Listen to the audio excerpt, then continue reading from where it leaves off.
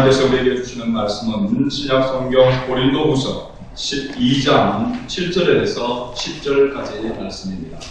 신약성경 3대 쪽이 되겠습니다. 신약성경 3대 쪽 고린도후서 12장 7절에서 10절 말씀입니다. 우리 보겠습니다.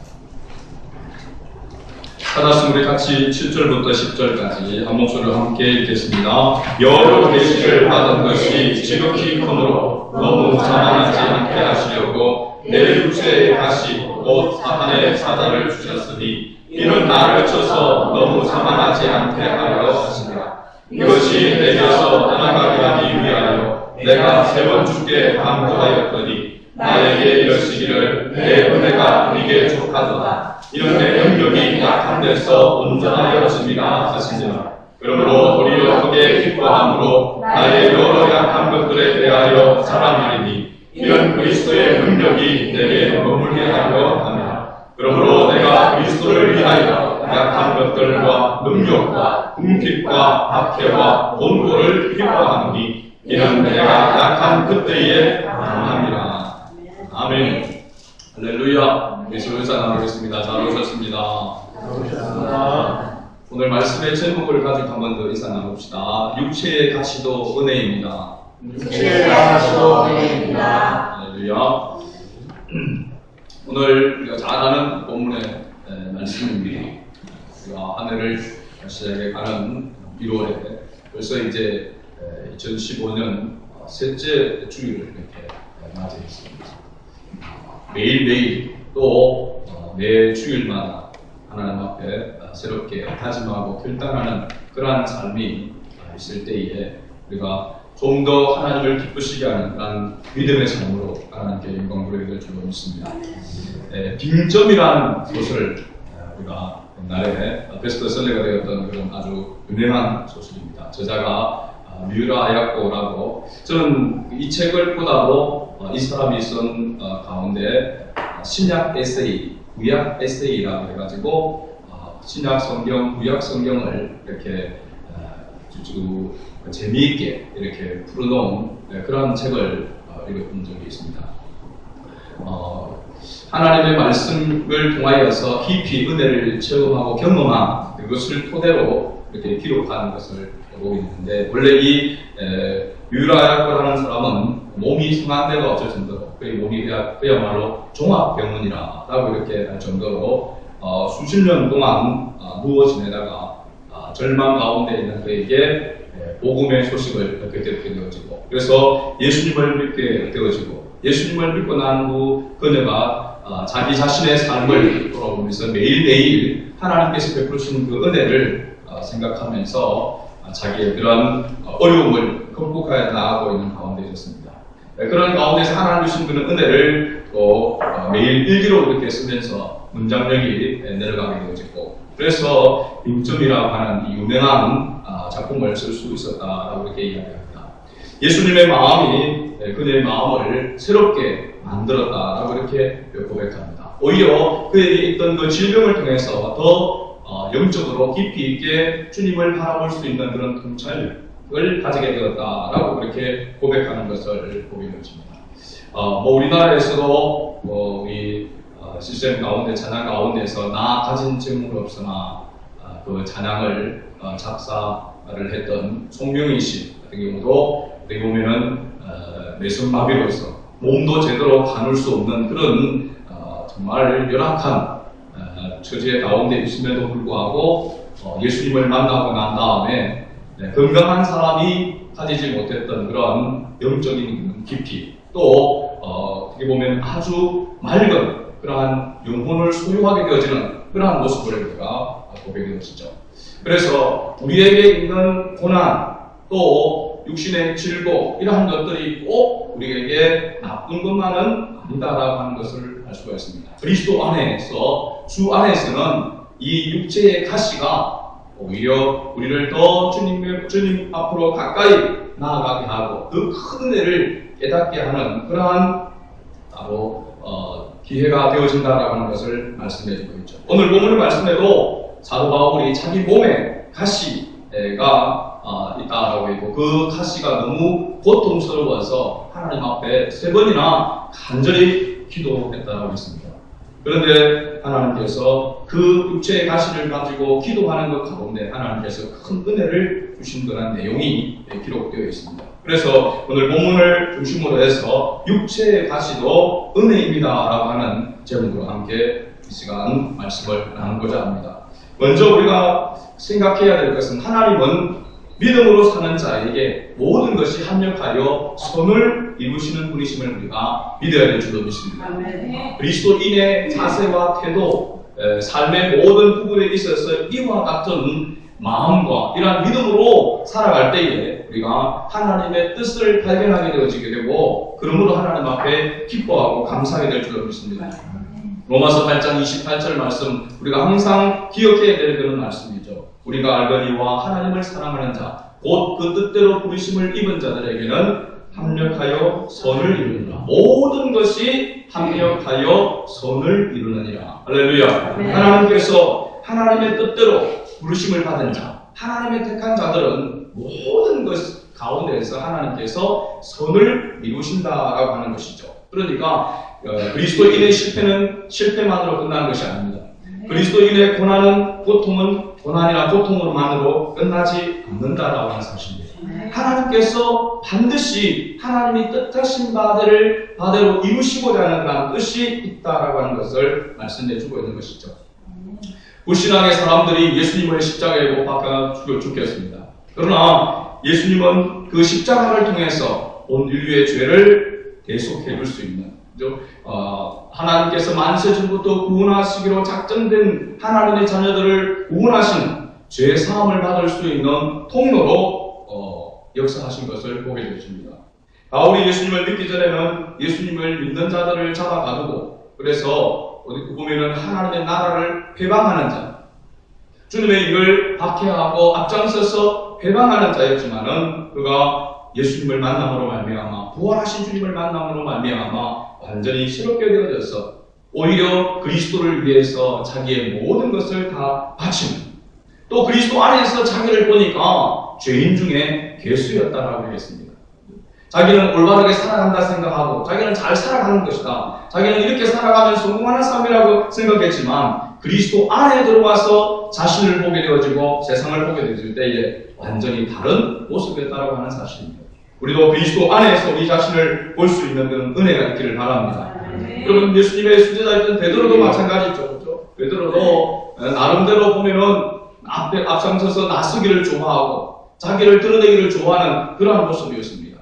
그래서 예수님께서 말씀하시면은 그 가운데 항상 먼저 대꾸하고 먼저 앞장서서 하겠다라고 그렇게 이야기했는데 그가 예수님의 말씀대로 네가 닭이 2번 울기 전에 3번 나를 부인하리라 라고 하는 그 예언대로 그가 예수님을 모른다라고 3번이나 철저하게 부인하는 그러한 모습 가운데 있었습니다. 그러나 정말 닭이 울 때에 그가 그것을 깨닫게 되어지고 주님의 말씀을 깨닫게 되어지고 회개하게 되어지고 나중에는 예수님이 십자가를 지고 죽었었는데 자기는 바르게 십자가를 지고 죽을 수 있는 그런 모습이 아니다. 그래서 거꾸로 순교를 했다. 십자가를 지고 순교를 했다라고 하는 그런 이야기였습니다. 이런 부분 가운데서 성경에 나타나고 있지는 않지만 베드로가 사는 동안에 그가 다 우는 소리만 들으면은 그에게 누구는 아킬레스라고 할 수 있죠. 다 우는 소리만 들으면은 그는 예수님을 배반했던, 예수님을 부인했던 그것을 항상 기억하면서 다시 자신의 마음을 가다듬고 주님의 뜻을 위해서 살아갔다라고 이렇게 이야기를 합니다. 오늘 우리의 삶 가운데서 어떻게 보면은 어려움이, 고난이 또 악이 선으로 바꿔지는 그러한 역사가 예수 그리스도를 통해서 나타나는 것을 보게 되어집니다. 그러기에 그리스도인에게 있어서의 삶은 고난은 있어도 시련은 있어도 실패는 없다라고 하는 그 말과 같은 것이죠. 서양 속담 중에 보니까 이런 말이 있습니다. 흐르는 냇물에 돌을 치워버리면 그 냇물은 노래를 잃어버린다라고 하는 말이 있습니다. 물 흐르는 소리가 이렇게 노래하는 소리와 같이 들려질 때에 그 물 흐르는 소리를 들을 수 있는 것은 물을 흐를 때에 그 물을 어떻게 보면 방해하는 장애물과 같은 그런 돌들, 그 돌들이 군데군데에 많을 때에 물 흐르는 소리가 더 요란하게 난다는 말입니다. 노래 소리가 들린다는 것이죠. 그것을 돌을 치워버리면 소리가 나지 않는다는 것입니다. 그러니까 우리의 삶 가운데에서 고난의 장애물, 고통의 장애물, 실패의 장애물들, 이러한 장애물들이 있는 것이 결코 나쁘지만은 않다는 것입니다. 어떻게 보면 우리로 하여금 하나님의 자녀다운 삶을 살아갈 수 있도록 하나님께서 역사하시는 그러한 섭리 가운데 있다라고 하는 것을 우리가 보게 되는 것이죠. 뭐 굳이 여러 가지 예를 들지 않아도 고난이 우리에게 유익하다라고 하는 것, 고난이 우리에게 유익이다라고 하는 것을 성경을 우리에게 이야기를 하고 있습니다. 시편 119편 71절 말씀에 보게 되어지면 고난당하는 것이 내게 유익이라. 이로 말미암아 내가 주의 율례를 배우게 되었나이다. 욥도 마찬가지죠. 고난당하기 전에는 내가 하나님의 말씀을 하나님을 귀로만 들어섰더니 고난을 당하는 후에 그것을 극복하고 난 다음에 내가 주님을 눈으로 보나이다라고 했습니다. 하나님의 말씀을 우리가 듣고 또 그 말씀을 통해서 은혜를 받지만 그 말씀이 우리의 삶 가운데 능력으로 나타나게 될 때에 그 말씀을 경험하게 되어질 때에 말씀을 우리가 절공하게 되는 것입니다. 그냥 하나님의 말씀이 단순히 우리를 무겁게 하고 우리에게 짐을 지우는 그런 말씀이 아니라 그 말씀을 경험하고 그 말씀의 능력을 체험하게 되어지면 하나님의 말씀을 절공한다는 것입니다. 그래서 시편 1편도 마찬가지고 시편 119편 이 두 편은 시편에 있어서 하나님의 말씀을 찬양하는 시로 되어 있습니다. 하나님을 찬양하는 것, 그것이 곧 하나님의 말씀을 찬양하는 것임을 말하고 있죠. 그러니까 하나님의 말씀을 경험하고 체험하는 것이 얼마나 중요한가 하는 것을 이야기하고 있는 것입니다. 그래서 내가 여호와의 율법을 즐거워한다. 고난이 내게 유익이라. 천천 금은보다도 좋은 이다 라고 이렇게 고백하고 있는 시편의 기자를 우리가 보게 되어지죠. 그래서 고난이 가져다주는 유익에 대해서 말하고 있는 것을 보게 됩니다. 사도 바울도 로마서 5장 3절과 4절에 이렇게 말하고 있습니다. 다만 이뿐 아니라 우리가 환난 중에도 즐거워하나니 이는 환난은 인내를, 인내는 연단은 소망을 이루는 줄 알미로다. 이것은 사도 바울의 삶 가운데서 경험을 통해서 나타나는 것입니다. 육체의 가시뿐만 아니라 그 몸에 있는 가시뿐만 아니라 그의 사역 가운데서 삶 가운데서 얼마나 많은 고난을 당했는지 매로 맞기도 하고 감옥에 갇히기도 하고 굶주리기도 하고 또 난파를 당하여서 그렇게 고통을 당하기도 하고 헤아릴 수 없이 많은 고난을 겪었는데 그런 고난, 그 가시와 같은 것들이 자기를 어떻게 변화시켰는가 하는 것을 사도 바울은 너무나도 잘 알고 있었단 말입니다. 고난의 가시가 자기를 성결케 하고 하나님 앞에서 자신을 돌아옴으로 말미암아 자신을 성결하게 하고 또 믿음의 성숙을 가져오게 되어지고 그 다음에 순종하는 것을 배우게 되어지고 또 더욱 하나님의 은혜가 없이는 살아갈 수 없으니까 더욱 은혜를 사모하게 되어지고 또 위로를 받게 되어지고 고난당하는 자의 그 심정을 이해하는 그래서 고난당한 자를 도울 수 있는 그 많은 유익을 그가 얻게 되었다라고 하는 것입니다. 그래서 기뻐하고 감사한다라고 이야기를 하고 있는 것이죠. 우리 적당한 그러한 고생은 고약이 되듯이 적당한 가시와 약점은 우리 영혼을 지켜주는 영적인 보약이 되는 줄로 믿습니다. 그래서 고난이 오는 것 그것만이 두려워하지 아니하고 어려움이 있는 것 그것을 두려워하고 겁만 내지 말고 오히려 고난이 올 때에 감사할 수 있는 그런 은혜가 있기를 바랍니다. 오늘 말씀을 통해서 두 번째로 가시가 주는 이 고난이 주는 유익이 무엇인지를 세 가지로 말씀을 살펴보고자 합니다. 첫 번째는 고난의 유익은 바로 교만을 버리게 한다는 사실입니다.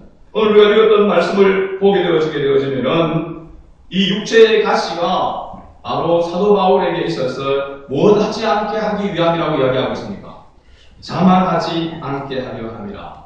스스로 자만이라고 한다는 것은 스스로 만족한다는 것입니다.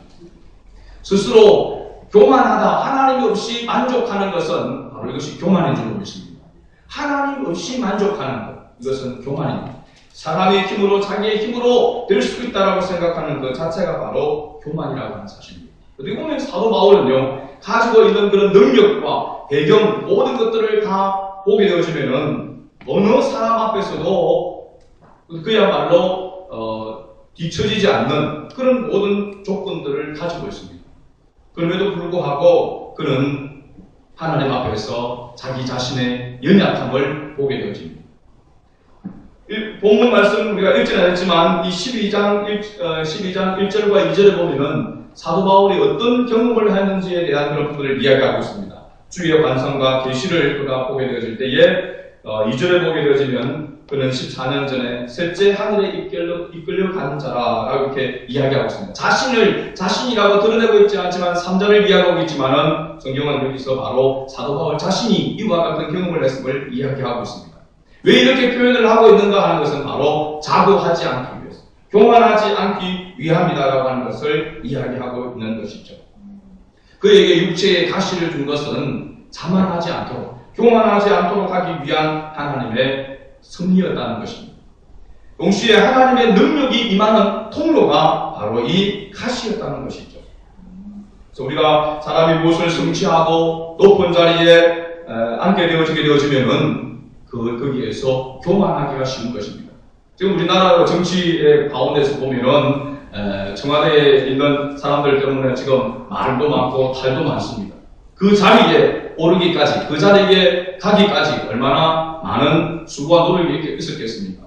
그러나 그 자리에 머물 때에, 그때에 겸손해야 되는데 그 권세를 가지고, 그 권위를 가지고, 그것을 가지고 남용하게 될 때에, 교만하게 될 때에 결국은 버림을 받게 된다라고 하는 것을 우리가 볼 수 있는 것입니다.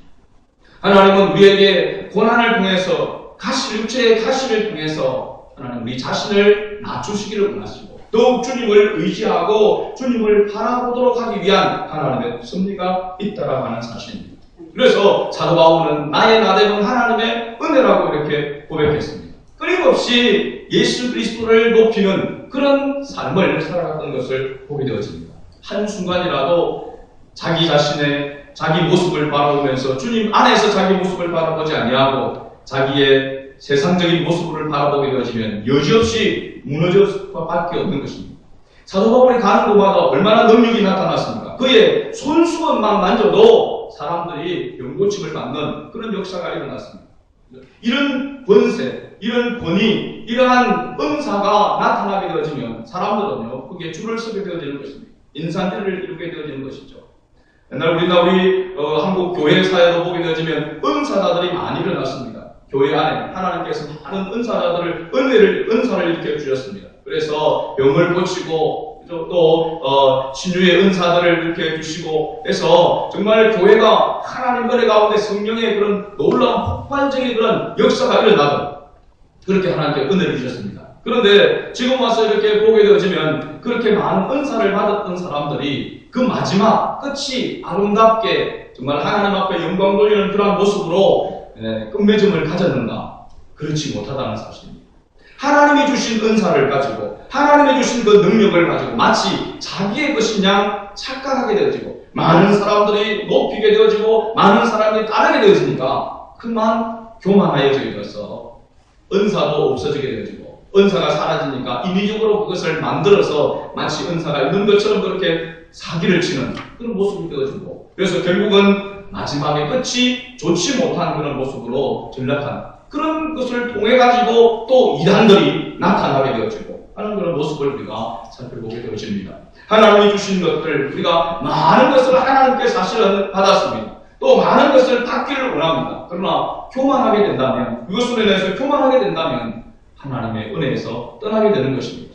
하나님께서 나에게 주신 것이 무엇인지를 항상 우리가 생각하면서 하나님 앞에 감사하고 하나님 앞에 겸손한 모습으로 나아갈 때에 하나님의 능력이 우리에게 계속해서 머물게 되는 줄로 믿습니다. 그래서 우리에게 어려움들이 닥쳐오고 힘든 일들이 자주 닥쳐올 때에 그것은 하나님께서 나에게 은혜를 더하여 주시고 나로 하여금 더 겸손하여서 주님을 더 섬기도록 하기 위한 하나님의 뜻이 있다라고 하는 사실입니다. 두 번째는 이 육체의 가시가 주는 유익은 바로 간절히 기도하게 한다는 사실입니다. 우리가 어려움을 당하게 되어지면 기도하게 되어집니다. 힘든 일이 닥쳐서 그것이 내 힘으로 되지 않을 때에 하나님 앞에 나아가서 무릎을 꿇게 되어지죠. 저도 마찬가지고 우리 성도들도 보니까 마찬가지입니다. 그죠? 그냥 어느 정도 이길만 하면은 기도하지 않습니다. 그런데 이기기가 너무 힘들다, 괴롭다 하면 주님 앞에 나가서 눈물을 흘리면서 기도하게 되어지고 매달리게 되어지죠. 어떻게 보면은 하나님 앞에 참 우리가 얼굴에 철판을 까는 것 같기도 하고, 늘 편안할 때는 좀 내 뜻대로 되면은 하나님을 멀리했다가 또 힘들어지고 내 마음대로 안 되면 하나님을 찾는 그런 모습이지만, 그러나 하나님 우리의 그런 그 연약함을 하나님은 아시는 줄로 믿습니다. 힘들고 어려워도 주님을 찾지 않는다는 것은 하나님을 버리는 것이고 하나님을 의지하지 않는다는 것입니다. 편안할 때도 주님을 찾아야 되겠지만 어려울 때 더욱더 주님을 찾는 그런 모습이 되어야 된다는 것이죠. 그래서 사도 바울도 고통이 심해지자 오늘 8절 말씀 가운데서 보게 되면, 이것이 내게서 떠나가게 하기 위하여 내가 3번 주께 간구하였더니, 3번 주께 간구하였다라고 하는 것은 어떻게 보면 딱 3번만 기도했다라고 하는 것이 아닙니다. 얼마나 고통스러운데 그것을 생각날 때에 기도했겠습니까? 고통이 있을 때마다 기도할 수밖에 없는 것이잖아요. 3번 기도했다는 것은 기도할 만큼 했다는 거예요. 계속해서 어떻게 보면 기도하고 있다는 것입니다.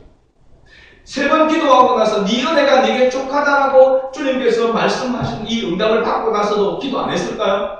고통이 있을 때마다 계속해서 기도했을 것입니다. 그러니까 이 말씀은 내가 계속해서 기도하였고 주님께서 내 은혜가 네게 족하다고 이야기함에도 불구하고 주님 앞에 가는 그날까지 육체의 그 가시가 느껴지고 고통으로 다가올 때마다 주님 앞에 기도했다라고 하는 말이 맞는 표현입니다.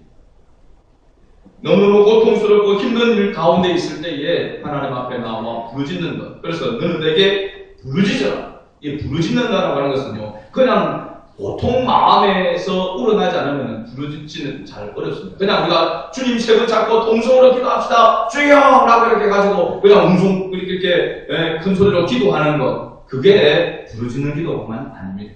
부르짖는 기도는 속에서부터 우러나오는 것입니다. 간절함으로, 절박함으로, 눈물과 함께 동반되어서 토해내는 그런 기도가 부르짖는 기도인 줄로 믿습니다. 그러니까 그런 모습의 기도가 되려고 하면은 철저한 은혜가 있어야 되고, 자기 자신의 죄에 대한 인식이 있어야 되고, 또 간절함이 있어야 된다는 사실입니다. 그래서 너는 내게 부르짖어라. 성경에 보면은 많은 부분에서의 기도의 요청을 하고 있는 것 가운데서 부르짖는 기도를 요청하고 있는 것을 보게 되어집니다. 그것은 어떻게 보면은 간절함을 가지고 중요성을 인식하고 기도하라고 하는 것입니다. 그렇게 간절하게 기도할 때에 하나님의 은혜가 임하게 되어지는 것이죠. 사도 바울도 이와 같이 간절하게 주님 앞에 계속해서 기도했기에 주님께서 그에게 응답의 역사를 베푸신 줄로 믿습니다. 그래서 우리가 어려운 일을 닥칠 때에, 힘든 일이 생길 때에 하나님 앞에 간절하게 기도하며 나아가는 우리 자신이 되어야 될 줄로 믿습니다. 세 번째 가치가 주는 유익은 바로 온전한 은혜를 받게 하기 위함입니다. 사도 바울이 자신의 치유를 위해서 3번 간절히 기도했을 때에 하나님의 응답이 이와 같이 나타납니다. 12장 우리 9절 말씀을 한번 읽어볼까요? 나에게 이르시기를 내 은혜가 네게 족하도다. 이는 내 능력이 약한 데서 온전하여집니다 하시니라. 그러므로 도리어 그게 기뻐함으로 나의 여러 약한 것들에 대하여 자랑하리니 이는 그리스도의 능력이 내게 머물게 하려 함이라. 아멘. 하나님 앞에 부르짖어 기도할 때에 하나님의 응답, 하나님의 음성, 하나님의 말씀이 우리에게 들려져야 될 줄로 믿습니다. 기도의 응답을 맛보게 되어지면 더욱더 기도하게 되어지게 되는 것이죠. 그래서 어떻게 보면은 기도하는 기도의 사람은 기도의 응답을 맛본 사람만이 더 계속해서 기도할 수 있는 것이죠. 기도의 응답을 맛보지 못한 사람은 기도해도 소용없다라고 생각하는 그런 마음을 가지고 있으면 기도해야 될 필요성을 가지지 못하게 되는 것이죠. 그러나 하나님 앞에 기도할 때마다, 특별히 어려울 때에 간절하게 하나님 앞에 기도할 때에 하나님께서 응답해 주시고 위로해 주시고 은혜를 베풀어 주심을 경험하게 되어지게 되면 하나님 앞에 자동적으로 힘들고 어려울 때에 무릎을 꿇게 되어지고 주님의 전을 찾게 되는 줄로 믿습니다. 그래서 우리에게 기도할 때마다 기도의 응답이 임하기를 바랍니다. 이는 그리스도의 능력이 내게 머물게 하려 함이라. 그것은 어떻게 보면은 그리스도의 능력이라고 하는 것이 다른 것이 아니라 주님이 나와 함께 한다는 것이 한 능력인 줄로 믿습니다. 주님이 나와 함께 하고 있다라고 하는 것이 확신이 되어지고 느껴지게 되어지면은 마음의 평안도 임하게 되어지고 기쁨이 생기게 되어지게 되고 무엇이든지 주님이 함께 하심으로 말미암아 할 수 있다라고 하는 그런 믿음이 그 속에서 솟아나게 된다라고 하는 사실입니다. 그래서 찬송가 우리가 잘 아는 373장 2절 말씀 보면 이런 가사가 있습니다. 큰 물결이 일어나 나 쉬지 못하나 이 풍랑으로 인하여 더 빨리 갑니다. 할렐루야. 네, 어떻게 보면은 기독교론을 고난의 종교라, 십자가의 종교라라고 이야기하고 있는 것은 많은 고난이, 고통이 동반되어지기 때문이다라고 이렇게 이야기할 수 있습니다. 십자가를 통하지 아니하고는 멸관을 얻을 수 없는 그 길이 바로 성경에서 말하는 바로 주님을 따르는 길이요, 주님을 섬기는 길이기 때문에 그렇다고 할 수 있습니다. 그래서 어떻게 보면은 예수 믿기 전보다도 예수 믿고 난 다음에 더 많은 어려움이, 더 많은 무거운 짐을 질 때가 많은 것은 바로 이와 같은 모습 때문인 줄로 믿습니다. 그런데 우리는 예수님을 믿으면은 아무 문제도 없고 어려움도 없고 또 어려움이 닥쳐도 그것이 바로바로 쉽게 해결될 것이라고 생각하고 주님을 따르니까 진짜 중요한 것을 잊어버리고 내 중심으로, 내 생각으로 하나님을 섬기고 의지하며 나아가니까 하나님의 깊은 은혜를 경험하지 못한다라고 하는 사실입니다. 그래서 우리가 정말 깨달아야 될 중요한 그런 은혜는 더 좋은 환경을 가지는, 기도함으로 하나님을 섬김으로 더 좋은 환경을 가지는 것이 아니라 더 좋은 믿음을 가지는 것이라고 하는 것을 우리는 기억해야 될 줄로 믿습니다. 내가 어떤 환경에서, 어떤 상황에서 여기에서 벗어나서 더 좋은 환경을 가지기 위해서 주님을 찾고 주님을 섬기는 것이 아니라 어떤 환경과 어려움이 주어지나 할지라도 거기에서 내 믿음이 더 성숙해지고 내 믿음이 더 좋아지는 것, 그것이 하나님께서 이러한 어려움들을 통해서, 육체의 가시를 통해서, 고난을 통해서 하나님께서 우리에게 주시기를 원하시는 바로 은혜인 줄로 믿습니다. 그런데 우리는 자주 주님이 생각하는 것보다도, 주님이 원하시는 것보다도 내가 원하는 것을 자꾸 앞세워서 주님을 찾고 주님 앞에 기도함으로 말미암아 그러한 것을 얻지 못할 때에 낙심하게 되어지고 하나님을 더욱 의지하지 않게 된다는 것입니다. 사도 바울은 이러한 것을 깨닫기 때문에 오늘 10절 말씀 가운데에서 뭐라고 이야기하냐면, 그러므로 내가 그리스도를 위하여 약한 것들과 능력과 궁핍과 박해와 권고를 뭐하노니? 기뻐하노니라고 했습니다. 여러분, 이것이 말이 됩니까? 고난과 궁핍과 능력과 박해, 권고, 이것이 나에게 닥쳐오면은 우리는 어떻습니까? 기쁨이 어디 있습니까? 그렇죠? 그야말로 기절할 뻔했었죠. 하나님 왜 이러십니까? 한두 가지만이라도, 한 가지만이라도 어려움이 닥쳐오면 우리 견딜 수 없어서 빨리 거기에서 벗어나기 위해서 주님을 찾는데, 사도 바울은 능력을 당하고 궁핍을 당하고 박해와 권고를 당하는 이러한 것들이 때로는 동시다발적으로 찾아오게 되어서 도저히 어떻게 보면은 손 쓸 수 없는, 어떻게 할 수 없는 그런 상황들이 벌어지는 일들이 수없이 많았단 말이에요. 그런데 사도 바울은 그때마다 뭐 했다고요? 기뻐했다고 했습니다. 이것이 하나님의 은혜가 없이는 가능하겠나요? 그러니까 사도 바울이 나의 나된 것은 내 능력이 아니라 하나님의 은혜로라라고 이렇게 고백하고 있는 것은 바로 이와 같은 은혜를 맛보았기 때문인 줄로 믿습니다. 오늘 주가 여러분도 올 한 해를 살아가면서 정말로 하나님의 은혜 가운데 내 생각대로 아무 어려움이 없고 모든 일들이 술술 잘 풀려서 잘 되어지면 좋겠지만, 그러나 내 원대로 되지 않는다 할지라도 하나님께서 내가 원하는 대로가 아니라 하나님이 원하시는 대로 하기 위해서 때로는 더 어려움을, 더 환난을, 더 고통을, 더 고난을 우리에게 주신다 할지라도 하나님께로 더 나아가도록 하기 위해서, 우리의 내 믿음을 더 성숙시키기 위해서 하나님께서 이와 같이 인도하시는구나. 이 고난이 고난으로서 끝나지 아니하고 이 고통이 고통으로서 끝나지 않는 것이구나. 어떤 어려움이 닥쳐와도 그것을 인하여서 기뻐할 수 있는, 또 하나님을 찬양할 수 있는 그런 은혜가 있기를 원합니다. 아멘. 여러분, 9절 말씀 가운데도 하나님의 응답이 떨어졌는데 그러므로 도리어 크게 기뻐했다고 했습니다. 그냥 기뻐한 것이 아니라 크게 기뻐함으로 라고 이렇게 말씀하고 있습니다. 사도 바울만 이렇게 할 수 있는 것입니까? 사도 바울은 특별하기 때문에 이렇게 할 수 있는 것입니까? 사도 바울의 하나님이 우리의 하나님이신 줄로 믿습니다. 아멘. 사도 바울을 부르신 주님이 우리의 주님이신 줄로 믿습니다. 아멘. 우리에게도 동일하게 하나님의 은혜가 우리 가운데 임하게 되어지고 우리가 주님을 바라보고 주님을 의지하며 나아간다면 약함이 강함으로 나타나게 될 줄로 믿습니다. 내가 약할 그때에 곧 강함이다. 이 말이 무슨 말입니까? 내가 약한 그때에 주님께서 나를 붙드심으로 내가 강하다라고 하는 사실입니다. 그래서 오히려 내가 힘들고 어려운 가운데 있을 때에 인간적으로는 기뻐할 수 없는 그런 고통 가운데 있을 때에 하나님께서 나와 함께 하심으로 기뻐할 수 있는 것, 이것이 하나님의 자녀의 모습인 줄로 믿습니다. 아멘.